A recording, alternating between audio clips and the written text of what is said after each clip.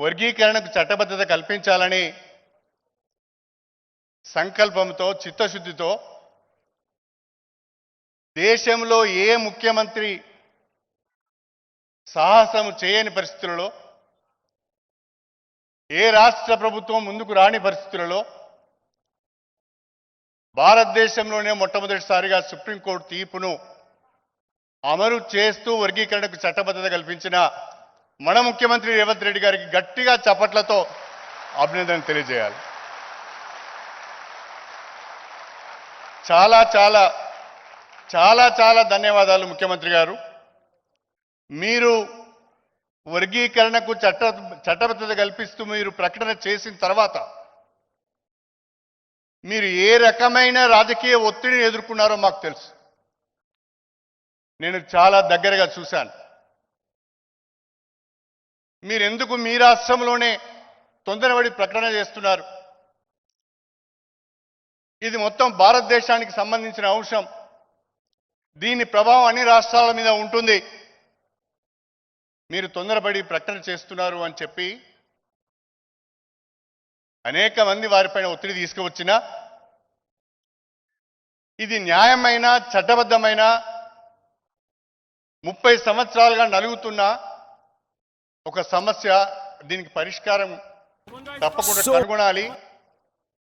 Congress party అనేక సందర్భాలలో వర్గీకరణకు కట్టుబడి ఉందని చెప్పాము. ఇప్పుడు వెనుగడుకు వేస్తే తప్పు చేసిన వాళ్ళం అవుతామని అందరినీ ఒప్పించి మెప్పించి వర్గీకరణకు చట్టబద్ధత తీసుకొచ్చిన వ్యక్తి రేవంత్ రెడ్డి గారు. వర్గీకరణకు చట్టబద్ధత కల్పించిన తర్వాత మన జాతికి ఇంత మేలు చేసిన తర్వాత ఎవరైనా మనకింత చిన్న సహాయం చేస్తేనే మనం మర్చిపోం. ఎవరైనా మేలు చేస్తే వారి గురించి ఒక మంచి మాట చెప్పాలని అనుకుంటాం. జాతికే మేలు చేసిన వ్యక్తి గురించి ఒక మంచి మాట చెప్పడానికి ఇన్ని రోజులు పట్టింది అంటే ప్రొఫెసర్ కాసిం గారు చొరవ తీసుకొని ఇంత పెద్ద మేలు చేసిన మన జాతికి ఉపయోగకరమైన నిర్ణయం తీసుకున్న ముఖ్యమంత్రి గారికి ధన్యవాదాలు తెలుపుదామని వారు ముందుకు వస్తే ఎన్ని రకాలుగా వారు ఇబ్బందులను ఎదుర్కొంటున్నారో నాకు తెలుసు. ఎన్ని రకాలుగా వారిని విమర్శించే ప్రయత్నం చేస్తున్నారు, ఎన్ని రకాలుగా వారిని ఇబ్బంది పెట్టే ప్రయత్నం చేస్తున్నారో మనం గమనిస్తున్నాం. మన జాతికి ఒక గొప్పతనం ఉంది. మాదిగా ఉపకులాలకు ఒక గొప్పతనం ఉంది. ఎవరైనా సహాయం చేసినా ఎవరైనా మేలు చేసినా వాళ్ళని ఎన్నడూ మర్చిపోం మనం. అలాంటి సభ్యత సంస్కృతి ఉన్న జాతి మనది. ఈనాడు చెడు చేస్తే తప్పకుండా ఎదురు తిరుగుతాం, మంచి చేస్తే తప్పకుండా నెత్తి మీద ఎత్తుకొని తిరుగుతాం. ఇంత మంచి కార్యక్రమం చేసినప్పుడు తప్పకుండా మనం అభినందించాలి. నేను నిజంగా ప్రొఫెసర్ కాసిం గారిని ఈ సందర్భంగా నిండు మనసుతో అభినందిస్తున్నాను. ఏ ప్రభుత్వం మనకు మంచి చేస్తున్నది, ఏ వ్యక్తి ఏ ముఖ్యమంత్రి మనకు మంచి చేస్తున్నాడు, మన గురించి ఆలోచిస్తున్నాడని అవగాహన ఉండాలి మనకు. కొంతమంది వాళ్ళ స్వార్థం కొరకు, వాళ్ళ రాజకీయాల కొరకు, వాళ్ళ ఉనికి కొరకు అనేక మాటలు చెప్తుంటారు, తప్పుదోవ పట్టించే ప్రయత్నం చేస్తుంటారు. అలాంటి వార్తల పట్ల, అలాంటి వ్యూహాల పట్ల మనం జాగ్రత్తగా ఉండాలి.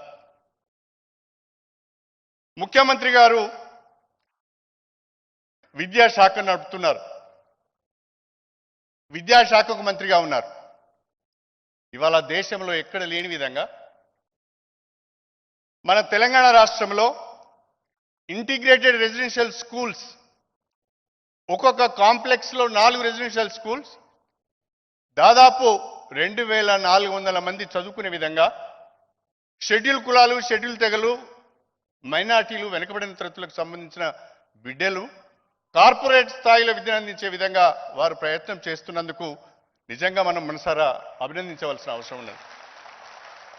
ఏనాడో పివి నరసింహరావు గారు, ఆ తర్వాత ఎన్టీ రామారావు గారు గురుకుల పాఠశాలలు పెట్టారు. ఈ గురుకుల పాఠశాలల ఏర్పాటులో నేను చాలా కీలక పాత్ర వహించడం జరిగింది. ఆనాడు 1994లో 95లో సోషల్ వెల్ఫేర్ మినిస్టర్గా, ఆ తర్వాత విద్యాశాఖ మంత్రిగా 2 సార్లు నేను ఎక్కువగా గురుకుల పాఠశాలలు ఏర్పాటు చేయడానికి ప్రయత్నం చేశాను.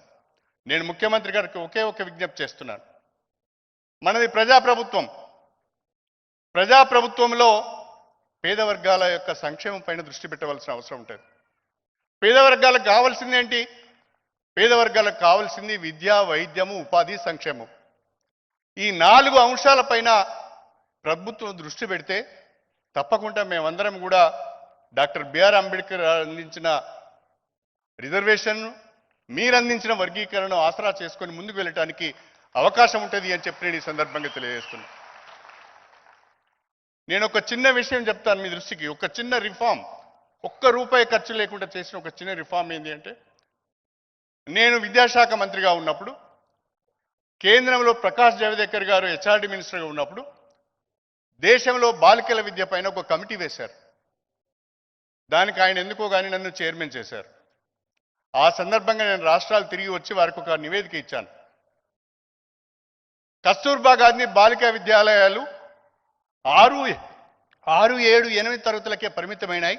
ఒక ఆంధ్రప్రదేశ్లో మాత్రం 10వ తరగతి వరకు 9, 10 తరగతులకు రాష్ట్ర ప్రభుత్వం ఖర్చు భరించి చేస్తున్నది. ఇలా కాకుండా దేశవ్యాప్తంగా బాల్య వివాహాలు అరికట్టాలంటే ఈ యొక్క కేజీబీవీలను ఇంటర్మీడియట్ వరకు 12th క్లాస్ వరకు అప్గ్రేడ్ చేయాలని చెప్పి ఒక నివేదిక ఇస్తే ఆ నివేదికను ప్రకాష్ జవదేకర్ గారు, నరేంద్ర మోడీ గారు అమలు చేశారు. అంటే అలాంటి చిన్న చిన్న విషయాలతో ఇవాళ మాకు కావాల్సింది కూడా విద్యనే. నాణ్యతతో కూడిన విద్యను అందిస్తే దళిత బిడ్డలు ఎవరికి కూడా తీసిపోరు అని చెప్పి నేను ఈ సందర్భంగా తెలియజేస్తున్నాను. ప్రైమరీ స్కూల్లో చదువుకొని, గవర్నమెంట్ ప్రైమరీ స్కూల్లో చదువుకొని, జిల్లా పరిషత్ హై స్కూల్లో చదువుకొని, కార్పొరేట్ స్కూల్లో చదువుకున్న వాళ్ళతో పోటీ పడాలి అంటే అది సామాన్యమైన మాట కాదు. చాలా అంతరం ఉంటుంది. I want to make a statement. Inequalities in education leads to inequalities in society. మనం అందించే విద్యలో ఉన్న అంతరాలు సమాజంలో కూడా అంతరాలను సృష్టిస్తాయి. ఒకప్పుడు సామాజిక అసమానతలు, ఆ తర్వాత ఆర్థిక అసమానతలు, ఇప్పుడు విద్యాపరంగా అసమానతలు వస్తున్నాయి. మళ్ళీ మేము వెనుకబడే ప్రమాదం ఉన్నది. మా జాతి మళ్ళీ వెనుకబడే ప్రమాదం ఉన్నది. మా జాతి మళ్ళీ మిగతా వాళ్ళతో సమానంగా ముందుకు వెళ్ళాలంటే నాణ్యమైన విద్య మాకు అందుబాటులోకి కావాలి. విద్య అందించడం కాదు, విద్యను అందుబాటులోకి తీసుకురావడం కాదు. నాణ్యమైన విద్య పేద వర్గాల బిడ్డలకు, దళిత బిడ్డలకు అందరికీ కూడా అందుబాటులో ఉండాలి. అది ఉండాలి అంటే ఇప్పుడున్న గురుకుల పాఠశాలలు కానీ, ఇప్పుడున్న ఇంటిగ్రేటెడ్ రెసిడెన్స్ స్కూల్స్ కానీ, మీరు ఆలోచించే తెలంగాణ పబ్లిక్ స్కూల్స్ కానీ ఈ బిడ్డలకు అవకాశం కల్పిస్తే తప్పకుండా మేము అందరితో పోటీ పడతామని చెప్పి ఈ సందర్భంగా తెలియజేసుకుంటున్నాం. నా దృష్టిలో తెలివి ఎవరి సొత్తు కాదు. ఒక కులానికో ఒక మతానికో మాత్రమే తెలివితేటలు ఉంటాయని ఎవరన్నంటే వానికంటే మూర్ఖుడు ఇంకోడు లేడు. సమాన అవకాశాలు కల్పించినప్పుడు, సమాన స్థాయిలో విద్యను అందించినప్పుడు ప్రతి ఒక్కడు కూడా మట్టిలో మాణిక్యంలాగా రాణిస్తాడనేది నా బలమైన అభిప్రాయం అని చెప్పి ఈ సందర్భంగా తెలియజేస్తున్నా. మీరు విద్య పైన ప్రత్యేకమైన శ్రద్ధ పెడుతున్నారు. దయచేసి ఇంకా అనేక రిఫార్మ్స్ రావాల్సిన అవసరం ఉన్నది. విద్య అంటే ఓన్లీ ఇన్ఫ్రాస్ట్రక్చర్, టీచర్స్ మాత్రమే కాదు. విద్య అంటే మనం అనుకుంటాం 4 భవనాలు కడితే అయిపోతుందని, లేదు ఉపాధ్యాయులు నియామకం చేస్తే సరిపోతుందని. విద్య అంటే ఇన్ఫ్రాస్ట్రక్చరు, ఉపాధ్యాయులు కానే కారు.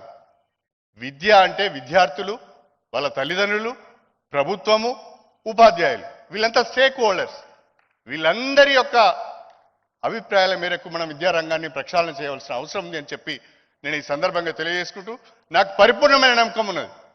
దళిత సంక్షేమం, విద్యారంగము, మీకున్న సంకల్పము తప్పకుండా రాబోయే రోజుల్లో తెలంగాణ విద్యాపరంగా కానీ, దళిత సంక్షేమ పరంగా కానీ భారతదేశంలో అగ్రస్థానాన్ని నిలబడుతుందనే విషయాన్ని ఈ సందర్భంగా గుర్తు చేస్తూ, కాసిం గారు చెప్పిన 2 విషయాలు కూడా, ఒకటి అసైన్డ్ భూములపైన కొంచెం ప్రత్యేకంగా మీరు రివ్యూ చేయవలసిన అవసరం ఉన్నది.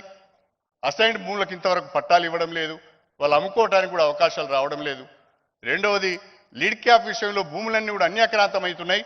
ఆ లీడ్ క్యాప్ భూములను కూడా మనము ప్రొటెక్ట్ చేసుకుంటూ లీడ్ క్యాప్ యాక్టివిటీస్ను కొనసాగించవలసిన అవసరం ఉందనే విషయాన్ని ఈ సందర్భంగా గుర్తు చేస్తూ మరొక్కసారి మనందరం గట్టిగా చప్పట్లతో మన ప్రియతమ ముఖ్యమంత్రి గారికి ధన్యవాదాలు తెలుపుకుంటూ సెలవు తీసుకుంటున్నాం.